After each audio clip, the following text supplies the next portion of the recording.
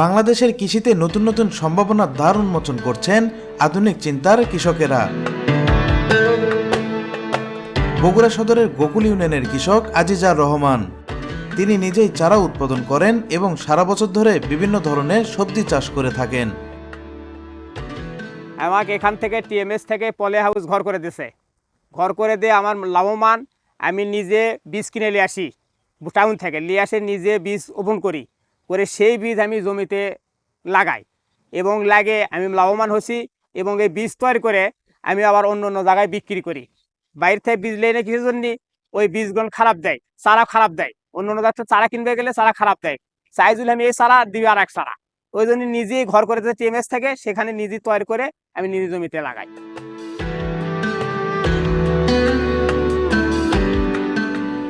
এবার শীতকালীন ফসল ফুলকপির বাজার মূল্য খুবই কম হওয়ায় তিনি কৌশলে পরিবর্তন করেন এবং বেছে নেন ব্রোকলির মতো উচ্চ মূল্যের সবজি চাষ।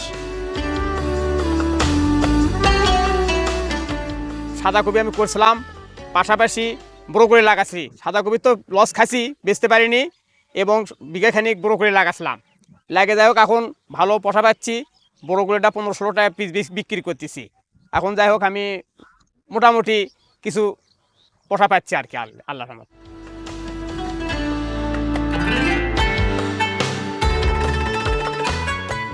তিনি জানান, কৃষিতে যদি সঠিক পরিকল্পনা করা যায় তাহলে এক এক ফসলের ক্ষতি অন্য ফসল থেকে পুষিয়ে নেওয়া সম্ভব। আর এই পদ্ধতি অনুসরণ করেই তিনি নিয়মিত লাভবান হচ্ছেন।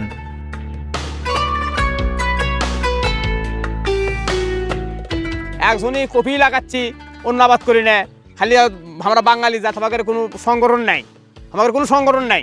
খালি আমি তো ব্রোকলি লাগাই, সাদা কপি লাগা, খালি সাদা কপি করতেছি, আলু করতেছি, আলু করতেছি এবং করতে হবে। এখন গাজর করতেছে, এখন টমেটো করতেছে, এখন সিম করতেছে, এখন ব্রোকলি করুক, এখন সাদা কপি করুক, তা আমরা করি না।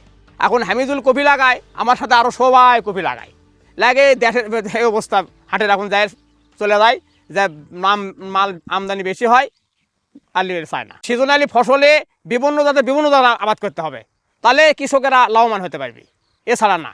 আমি লাগাছি সিম লাগাছি, কলা লাগাছি, তো এট ক্যাবেজ লাগাছি, সাদা কপি লাগাছি, বাঁধাকপি সাদাটা, লালটা এট ক্যাবেজ লাগাছি এবং ওল কপি লাগাছি, গাজর লাগাছি, শালগম লাগাছি, পেঁয়াজ লাগাছি, পাশাপাশি সব জমি আমি করছি আল্লাহর রহমতে।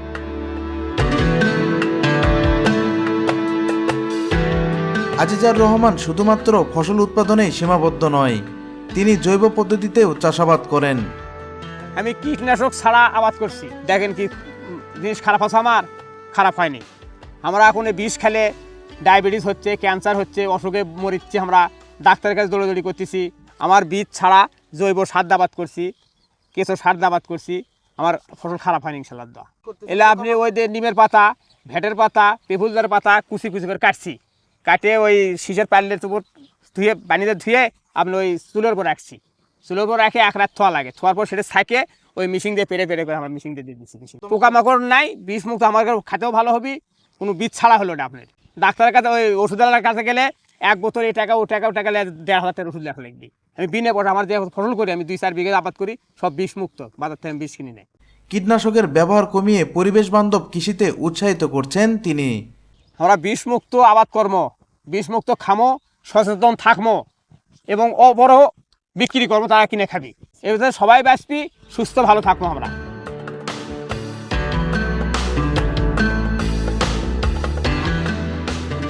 এভাবেই পরিবর্তন আসছে দেশের কৃষি খাতে। নতুন চিন্তা, নতুন পদ্ধতি আর কঠোর পরিশ্রমই একজন কৃষককে সফল করে তুলতে পারে।